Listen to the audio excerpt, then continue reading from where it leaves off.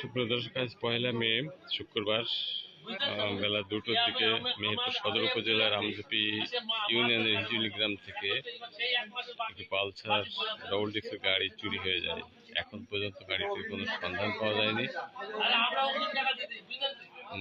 হিজুলি গ্রামের ঈদগাহ পাড়ার জামে মসজিদের খতিব ইমাম সাহেবের এই গাড়িটি আজকে চুরি হয়ে যায়।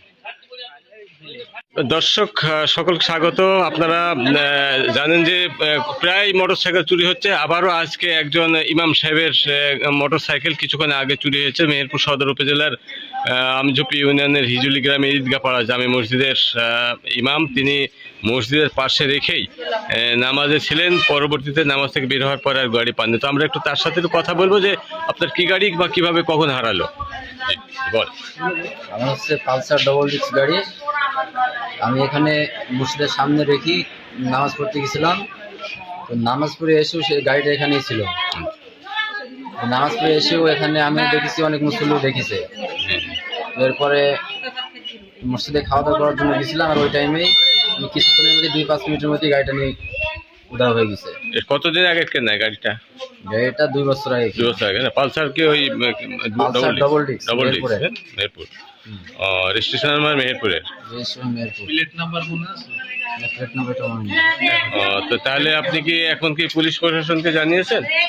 জিডি করতে যাবো। জিডি করতে যাবেন না? আচ্ছা, ঠিক আছে, আমাদের জিডি করেন খুব দ্রুত।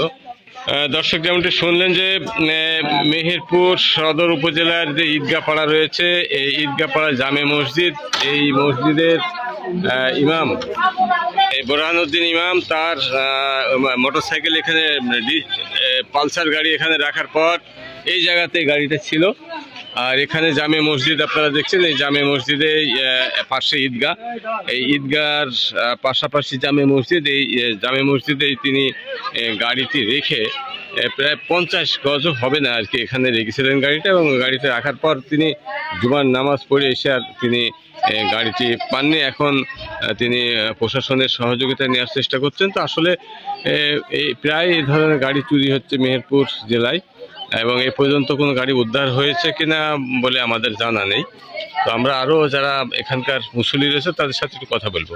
যখন নামাজ পড়তে যাই তখনও দেখলাম মোটরসাইকেলটা এখানে, আবার নামাজ পড়ার পরে আমরা বেরিয়ে আসছি তখনও দেখলাম যে মোটরসাইকেলটা যেখানে ছিল ওইখানেই ঘরের সাথে ছিল।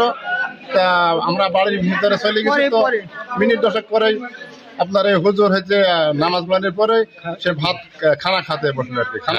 খাওয়ার পরে এসে খোঁজ করলো মোটরসাইকেল, এসে দেখছে তার মোটরসাইকেল। 2-5 মিনিটের ভিতরে আর কি ঘটনা ঘটে গিয়েছে। জি, 5-10 মিনিটের ভিতরে এই ঘটনাটা ঘটে গেছে। সুপ্রিয় দর্শক, যেমনটি একজন মুসল্লির সাথে শুনলেন যে এই মসজিদের জামে মসজিদ, এটা ঈদগাহ পাড়ার জামে মসজিদ, এই জামে মসজিদের ইমাম বোরহানুদ্দিন, তিনি তার বাড়ি মেহেরপুর জেলাধীন গাংনী উপজেলার ঢেপা গ্রামে বাড়ি। তিনি এখানে রেখে গাড়িটি নামাজে ছিলেন। নামাজের পর সেই মসজিদের সাথেই ওখানে তিনি খানা খাচ্ছিলেন, এবং এসে দেখেন যে গাড়িটি তার নেই, চুরি হয়ে গেছে। তো আমরাও চাইছি যে বিশেষ করে স্থানীয় পুলিশ প্রশাসন এই বিষয়ে সজাগ হবে এবং গাড়িটি উদ্ধারের জন্য চেষ্টা করবে, এবং গাড়িটি চুরি হওয়ার পরে তিনি থানায় যাচ্ছেন, এবং যাতে কিভাবে গাড়িটি পাওয়া যায় বা পুলিশ প্রশাসনকে গাড়ির তথ্য জানাবেন। আমরা আশা করছি যে অতি দ্রুত প্রশাসন ব্যবস্থা নেবে বা সহযোগিতার মাধ্যমে যাতে গাড়িটা উদ্ধার হয় সে চেষ্টা অব্যাহত রাখবে।